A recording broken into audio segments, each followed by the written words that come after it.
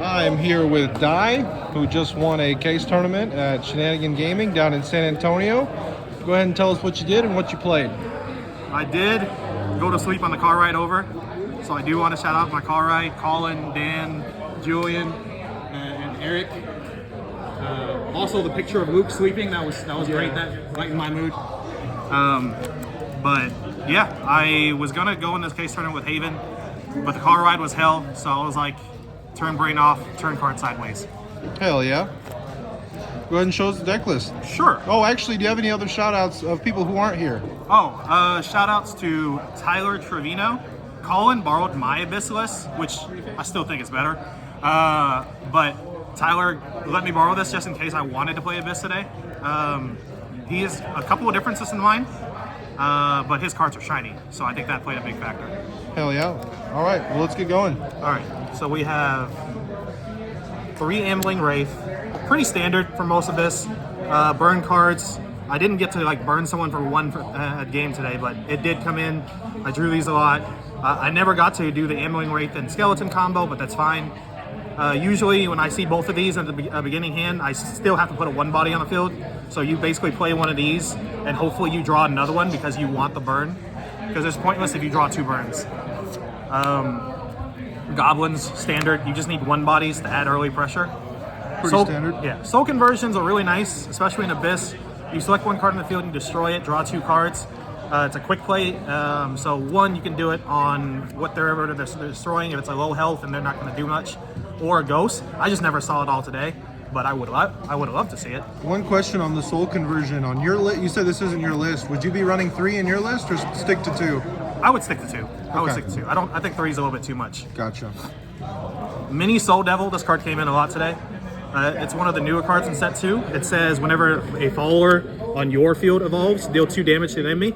So she's like a turn 2 play that adds basically 5 to 9 damage on the next turn. It's just kind of insane. Yeah, I saw that was how you just won that last game. You just put so much pressure on the board. Yeah, I kind of sacked the shit out of finals. It happens. It happens. Spectre. I do not play these on my list. I know people who do, and I've told them it's bad.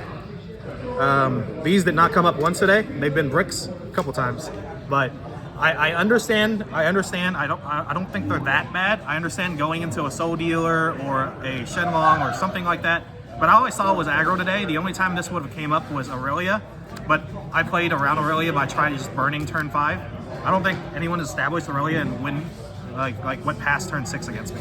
Yeah. No comment on that card. I'm a believer, but we'll keep going. All right. Dual hands, very nice. Puts a ghost token, so it's always a Tsubaki target. Bring up, or not Tsubaki target, a Cerberus target in your EX zone, so you can bring it up and buff it up. Summons 3 if you're over Nectar Charge 10. Sometimes I was at 9 and I just burned them for a little bit. Summon this so I get 3 ghosts. Went in a couple times. Nice. But the fact that it's just a 2/3/2, you have to run them. Did you ever game somebody with the 3 ghosts? The 3 ghosts went in to basically break apart their wards so I could game them afterwards with a Soul Dealer. Nice. Vates. So I played, this is my first or second time playing Abyss in set 2. In set 1, I always said Abyss's problem was there were not enough bodies on board for Cerberus to buff up. Vate solves that problem by just spawning bodies in your EX and your board. Board control. Great card. If you don't like the bat, you can always soul conversion it off. It's fine. That card's great in the mirror. Demonic Hedonist. I wish I resolved this more today. She gives you a lot more variation in your plays.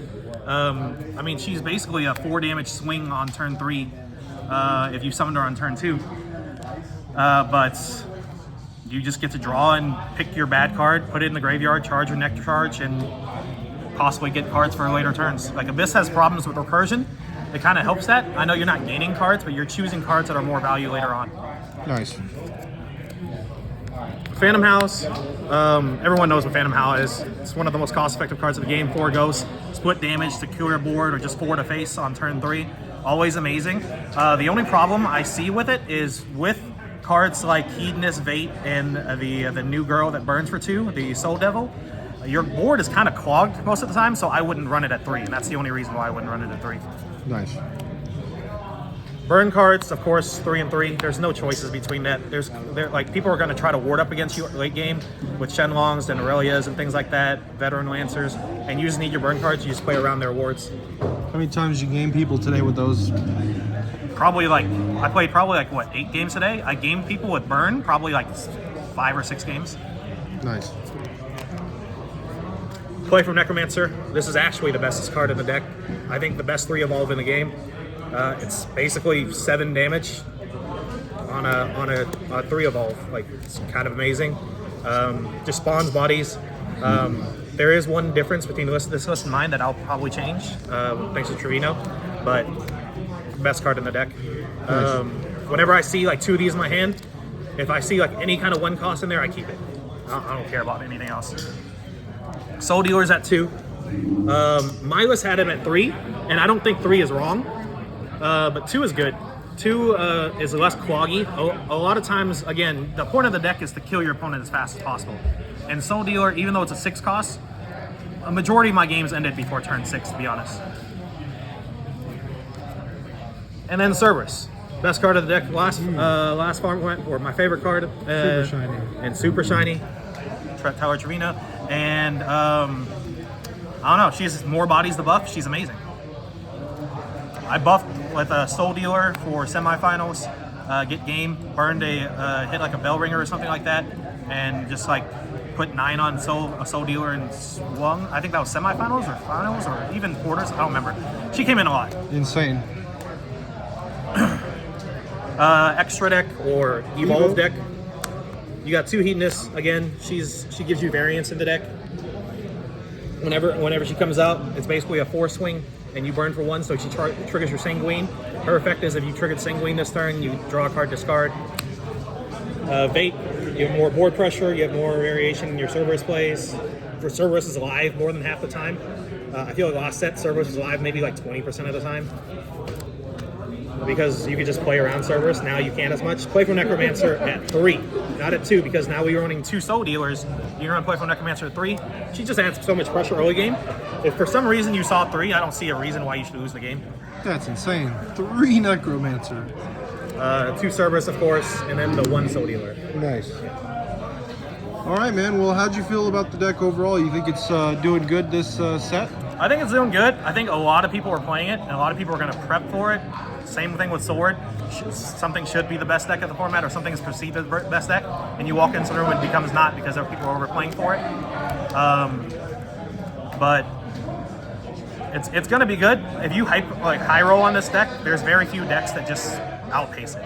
It's almost near impossible outside of maybe 1 or 2 crafts. But yeah, that's it.